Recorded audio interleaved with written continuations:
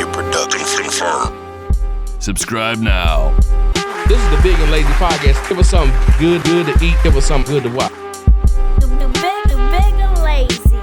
This is the Big and Lazy Podcast. I'm back. I'm B Fines. I'm back with another special guest, a very special guest. This is one of the first that, requested the interview for me, and I appreciate that. Really talk. We were Life with B&G. Welcome to the set. How's it going? All right. It's going really good. Appreciate that, man. How long y'all been into the content, creating, where did that start? So we got into content creating together only this year, actually. So I was already doing my content creation thing, right? Mm-hmm. And so I had a couple of viral videos, had some followers, just doing my thing, just like a natural hair journey, things like that. Mm-hmm. And autism is just my everyday life. It was never content for me. It's just me living. But when Braylon turned 18, I made a video, and the video was me turning Braylon's room into an apartment.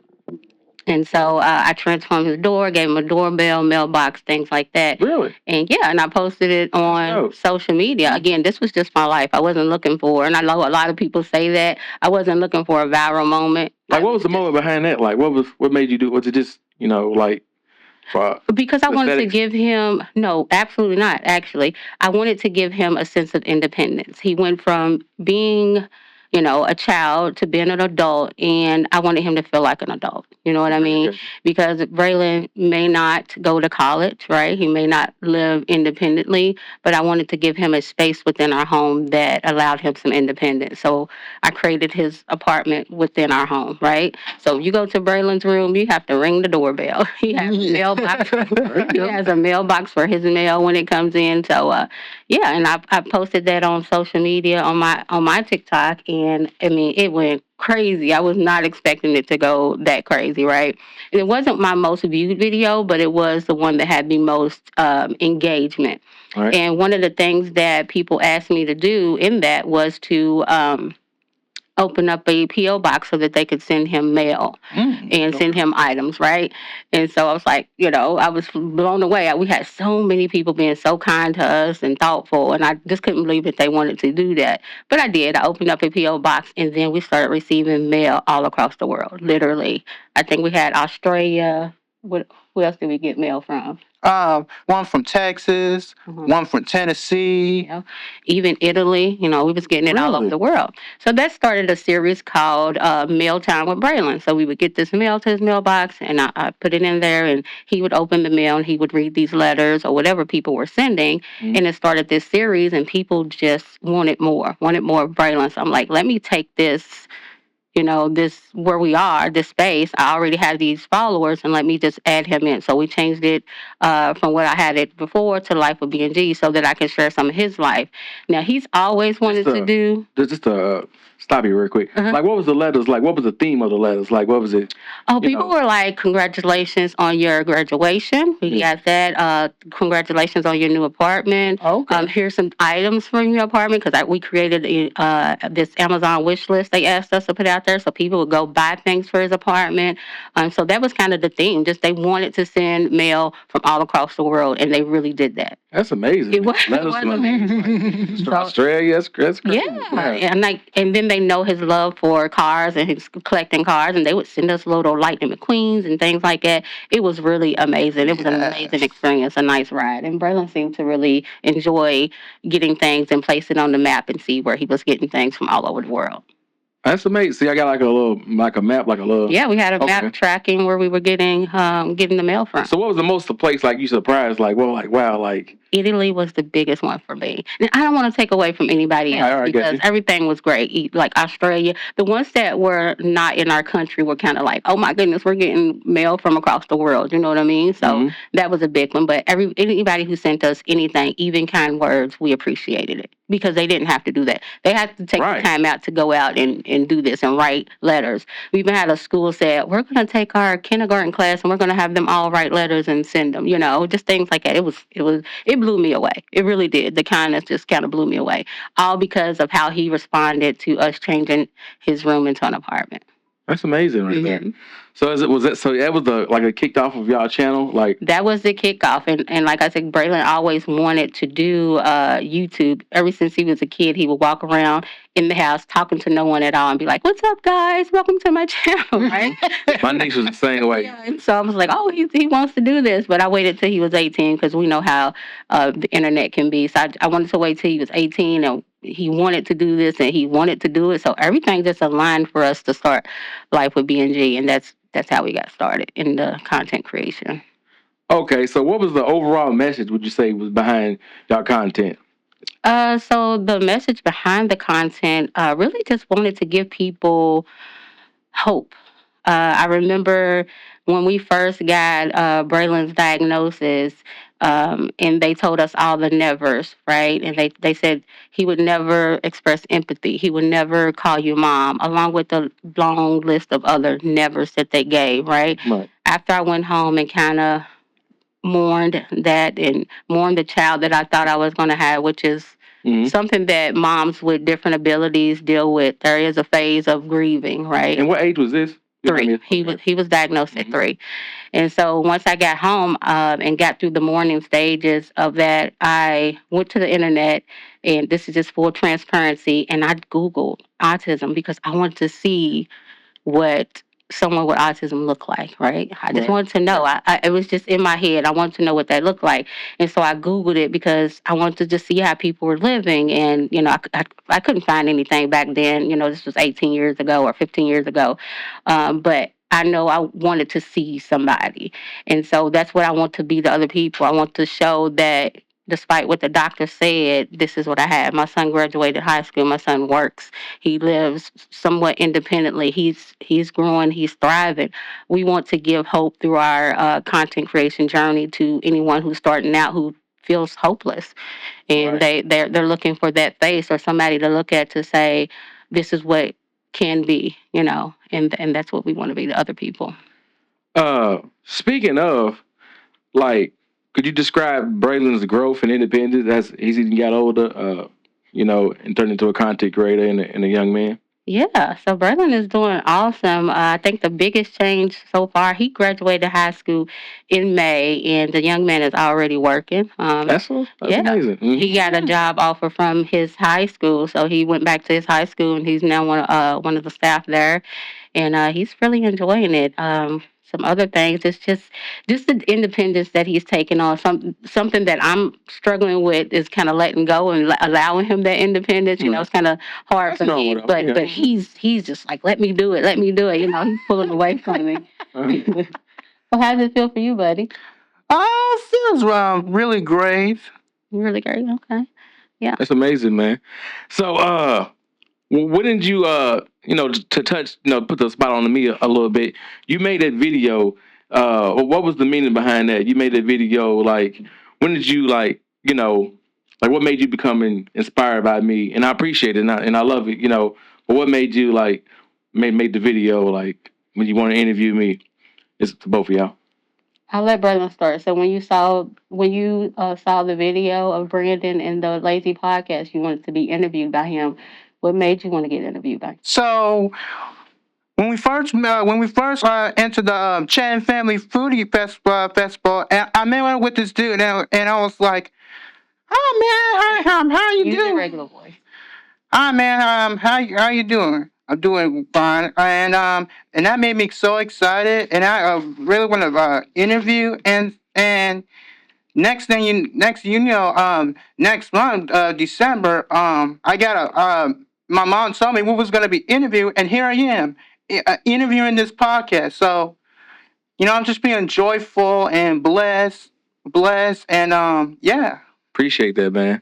Appreciate the support. And maybe it made my day. Like when you made that, video and asking, a couple people didn't, ask me, but you make, go in time to make a video and this and that. And I appreciate that. Really, I really do. Do you want to talk about autism awareness and acceptance? Do you think it's gotten better over the years? I think that we are definitely aware. I haven't met many people who don't have someone in their family or surrounding that does not have autism nowadays. It's just out there. So I think we're more aware. But now we just need to make space for the acceptance, right? They are here. These individuals are here. They're taking up space. And now we need to make people aware. We need to educate these people and just get the word ready for them because they start out as children, but they're not going anywhere. So we need to make the space available for them. So awareness is big. So what would you think like society would need to to make better awareness or better acceptance? Like what could be those things? I think understanding what autism is the biggest thing. So Braylon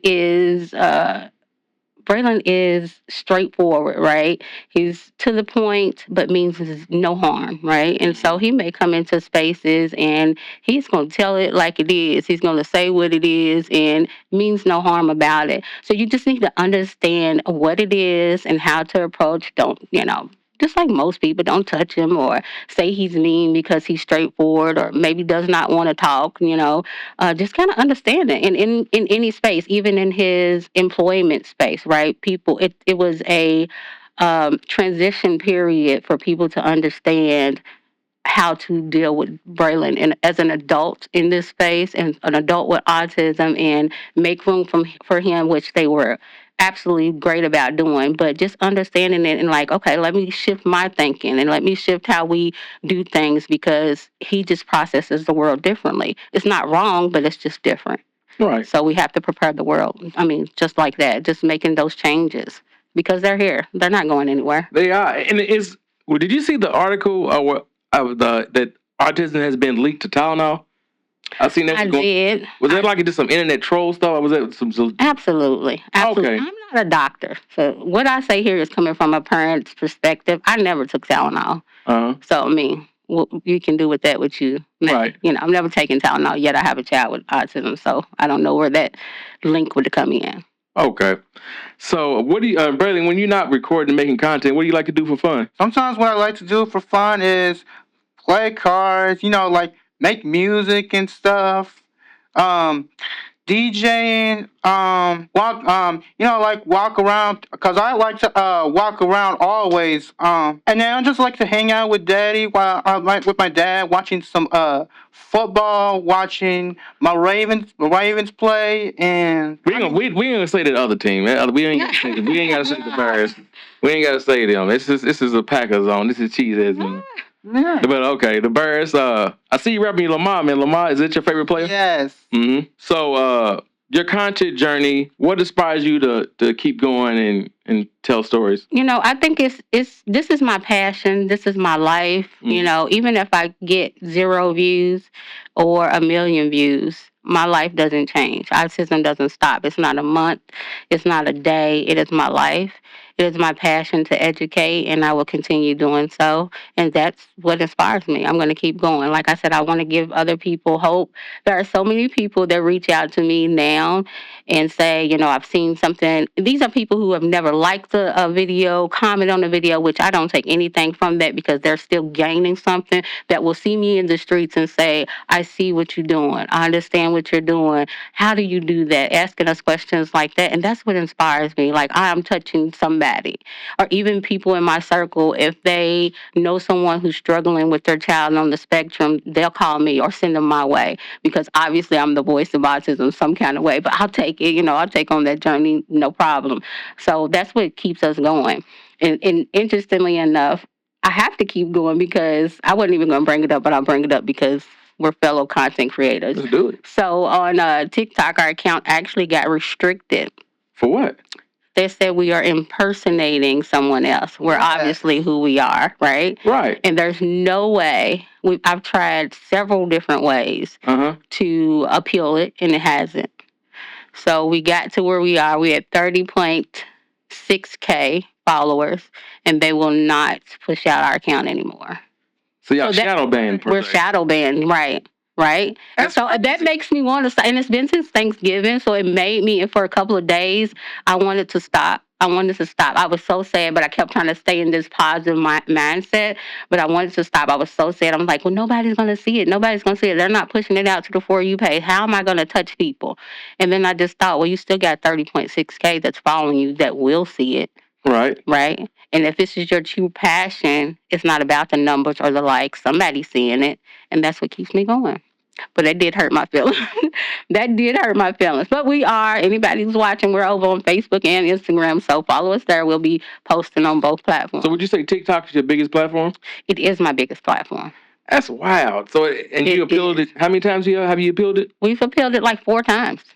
I've sent my ID. I've sent everything. I mean, videos of me talking so they can see that it's me, see that it's him. He's over the age of 18. And they don't give you you can't talk to a person. It's kind of like an AI thing, right? Mm-hmm. And so I think they kind of do this screening and say, well, nope, that's not you, So, but I've sent them my ID. I've sent them all the information that they've requested, and they will not give me my account back.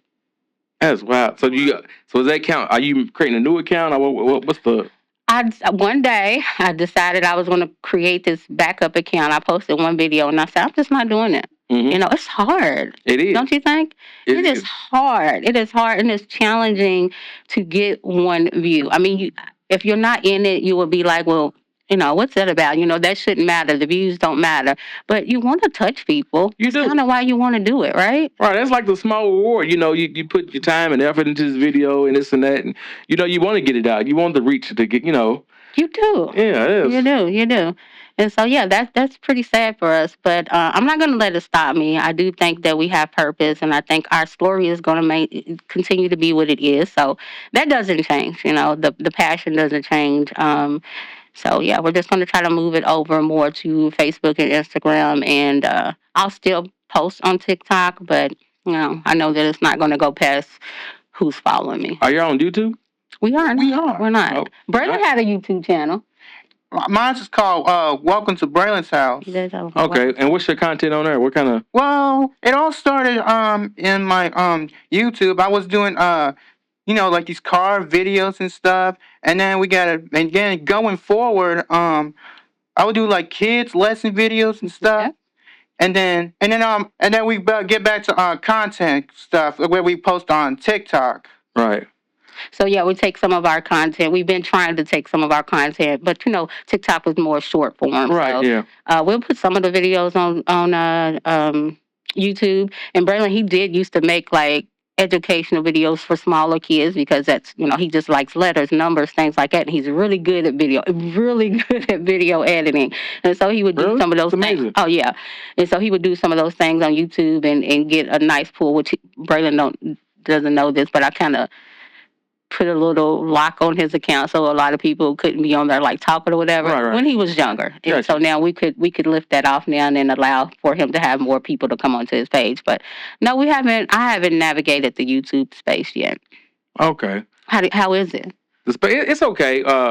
We right at the monetization mark.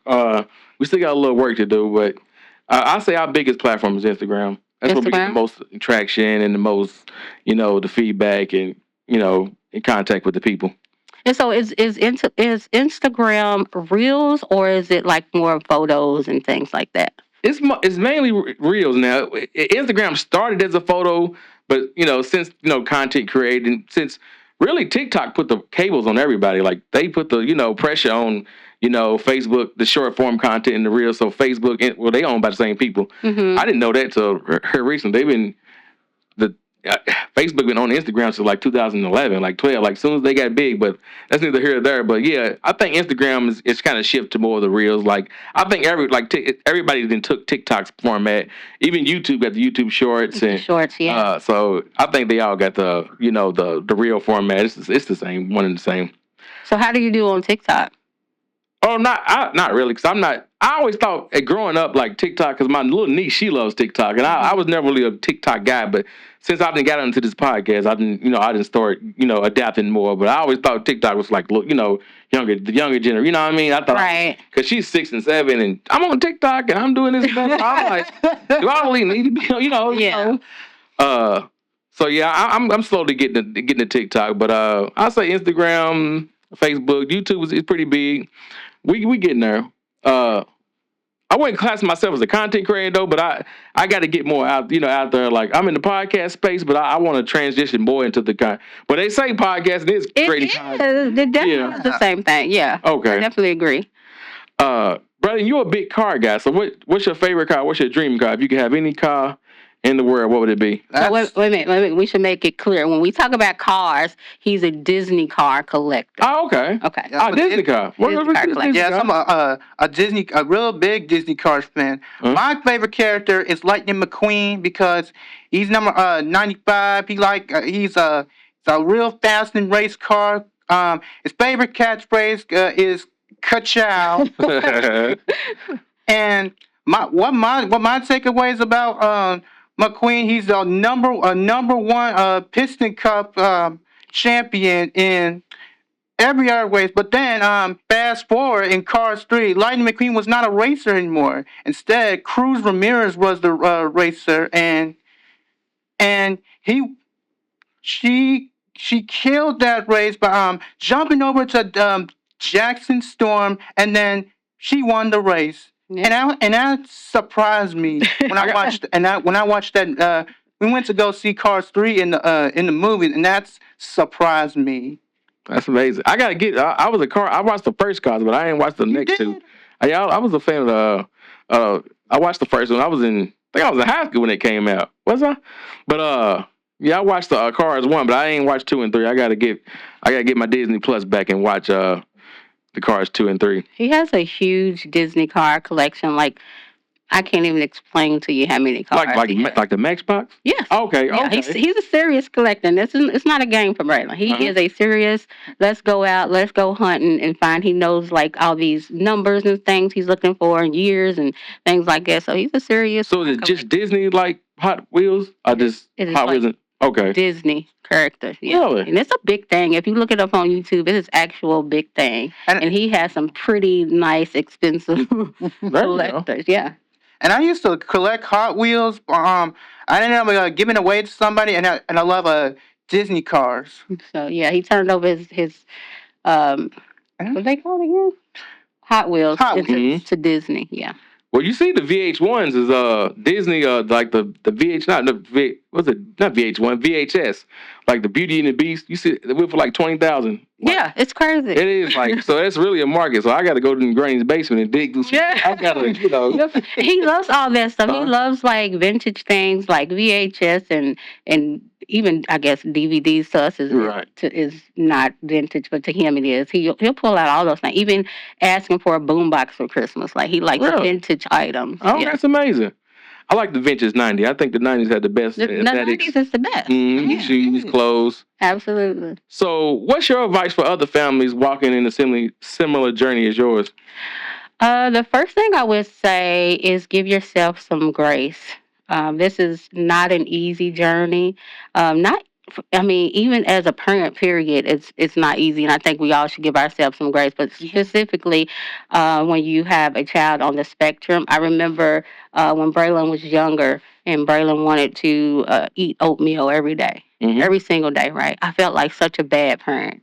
Right. But I wanted him to be happy too. Right. And I couldn't get him to eat vegetables and do all the things. Right. And so I went to his doctor and I was sad. I would cry about it.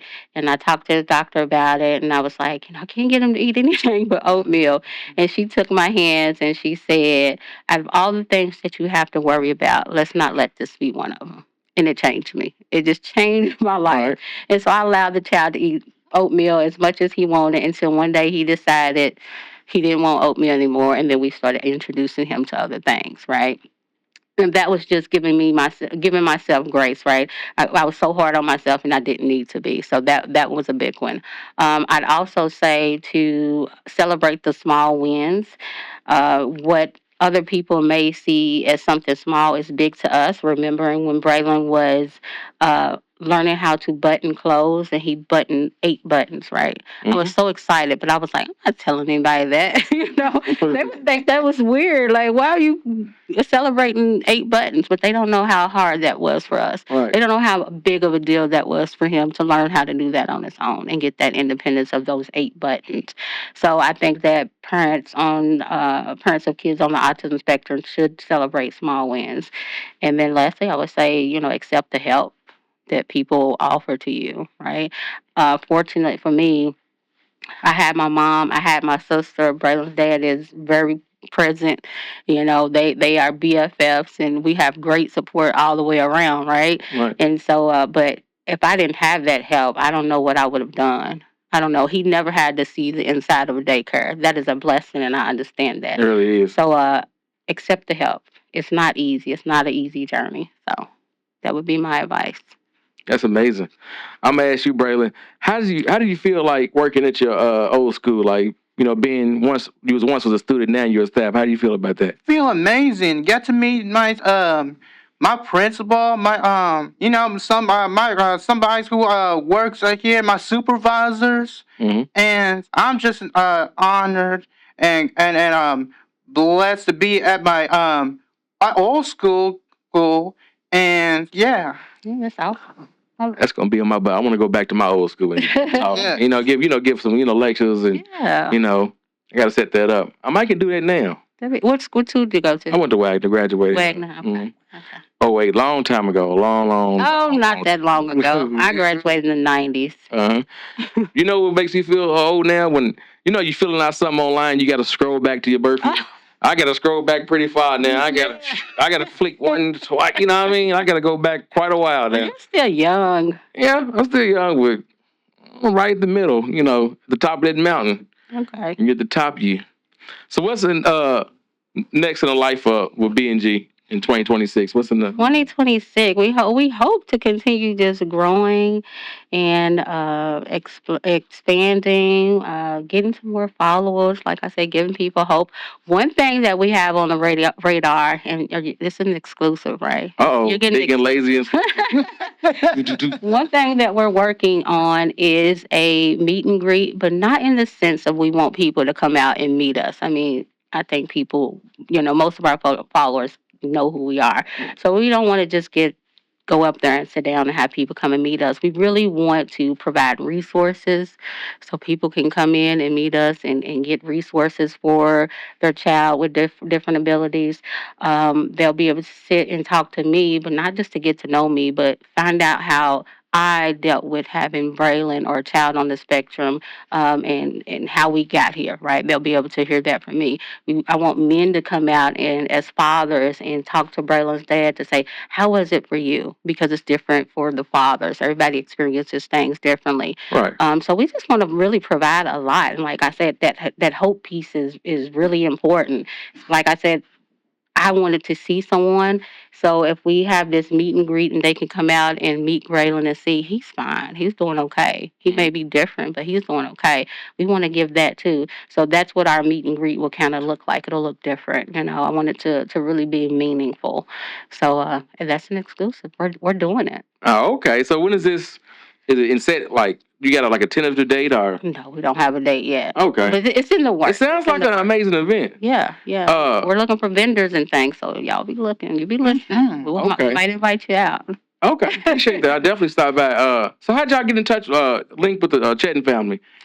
So I remember we mentioned it earlier. Yeah. So how did we get in? I think it was just in content and being in the same place, being in Kentucky, and Braylon saw them on. And we want to support anybody that's in our city that is content creators, right? So we're going to go out. We saw it on there. We saw what they were doing.